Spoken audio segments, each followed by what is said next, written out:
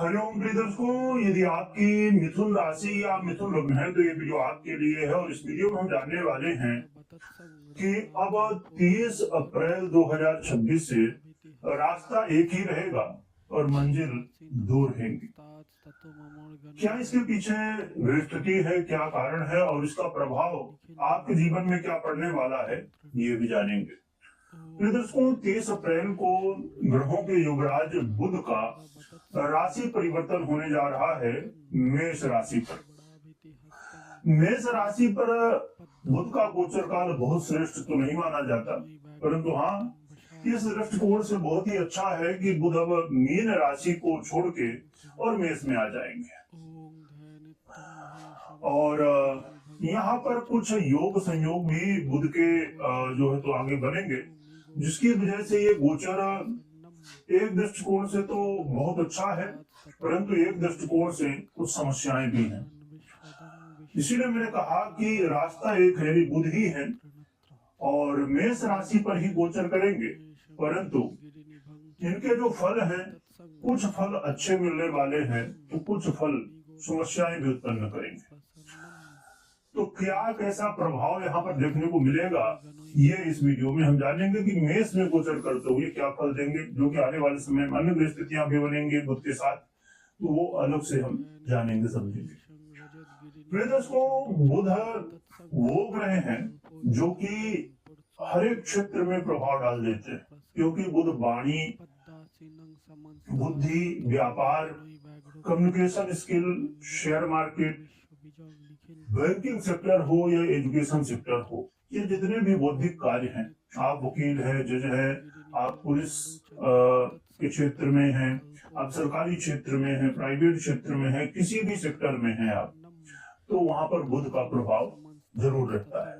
और सबसे बड़ी बात कि बुध के पास जो 2-3 मुख्य कारक तत्व हैं, जैसे कि वाणी, बुद्धि और व्यापार, इन्हीं से सब कुछ लगभग जुड़ा हुआ है देखा जाए तो इसीलिए बुध जैसे ग्रह का जो प्रभाव है बहुत गहराई के साथ देखने को जीवन में मिल जाता है।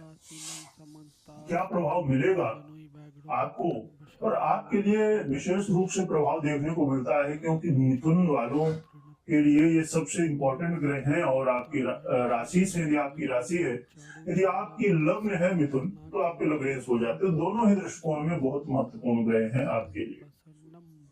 ये जो गोचर काल है 15 मई तक का, 30 अप्रैल से लेकर 15 मई तक का, क्या प्रभाव होगा समझते हैं। ये समय होगा आपके जीवन में धन आगमन के रास्ते खुलने वाले हैं। कहा जा सकता है कि पैसे के मल्टीपल सोर्स मिल सकते हैं आपको। आप जहां से भी इनकम कर रहे थे और किसी कारण उसमें प्रॉब्लम आ गई और रुकावटें आ रही थी, वो अब रुकावटें कम होंगी, पूरी तरह ठीक होंगी ये नहीं कहा जा सकता, पर कम हो सकती हैं और पैसे आने के रास्ते कुछ खुल सकते हैं। इसके अलावा ये जो समय होगा, इस समय ये विद्यार्थियों के लिए, जो स्टूडेंट है उनके लिए काफी अच्छा समय कहलाएगा। विद्यार्थियों का जो पढ़ाई के प्रति आगे प्लानिंग है, अगले वर्ष में अब जो पढ़ाई होनी है, तो कहा जा सकता है कि अच्छी प्लानिंग आप कर पाएंगे, अच्छे निर्णय ले पाएंगे कि आपको कौन सा विषय लेना है, कौन से क्षेत्र में आगे बढ़ना है।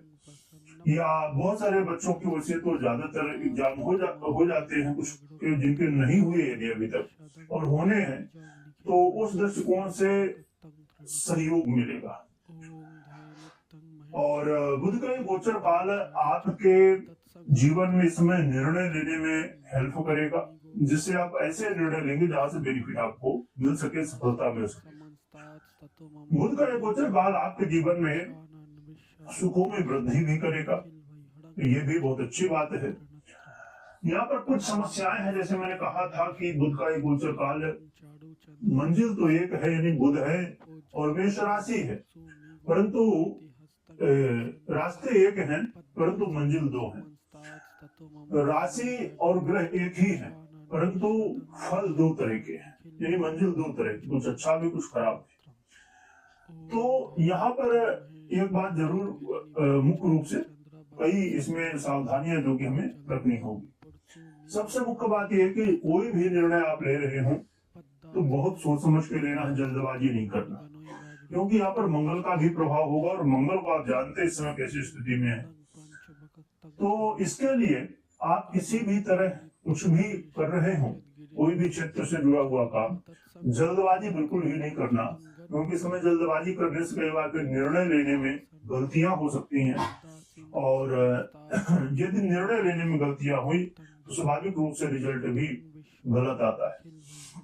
और ये समय है जिस समय पैसे के देन लेन से बहुत सावधानी बरती है, क्योंकि कई बार संभवतः पैसा कुछ समय के लिए डिले हो सकता है, रुकावटें आ सकती है उसमें, तो इससे बचने की आवश्यकता है।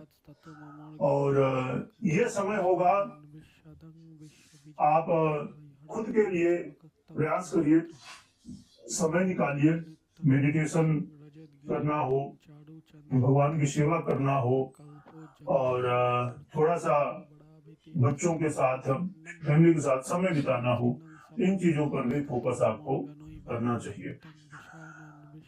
और यदि आप लव पार्टनर हैं तो आपके लिए अच्छी स्थितियां हैं, परंतु यहाँ पर कई बार शंकाएं हो सकती हैं, और यदि शंका हुई तो फिर एक दूसरे के ऊपर आरोप प्रत्यारोप, और फिर ये चीजें धीरे धीरे बढ़ सकती है। इसीलिए वाणी और बुद्धि ये दोनों का इस्तेमाल करना है, परंतु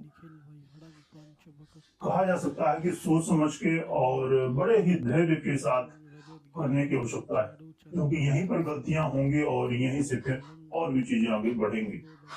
इन बातों का ध्यान रखिएगा। कई बार एक चीज और भी देखने को मिल सकती है, जो आपसे श्रेष्ठ जन है, आपसे जो सीनियर हो सकते हैं, आप कोई भी बड़े हो सकते हैं, उनके साथ कई बार थोड़ी मतभेद हो सकता है, इससे बचने की आवश्यकता है।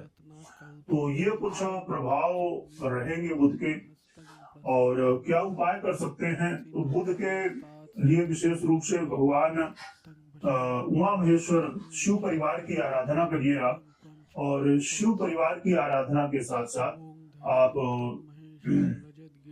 इसमें बड़ी ही सरलता के साथ बुध यंत्र को अपने घर, ऑफिस इत्यादि में स्थापित कर सकते हैं, और फिर भगवान की आराधना कर सकते हैं, बुध की आराधना कर सकते हैं उमा महेश्वर के साथ में। तो ये आपके लिए सहयोगी होगा। बाकी आपको कोई भी निर्णय लेना हो तो आप अपनी पर्सनल कुंडली विश्लेषण के बाद ही निर्णय लीजिए। वीडियो देखने के लिए बहुत बहुत धन्यवाद।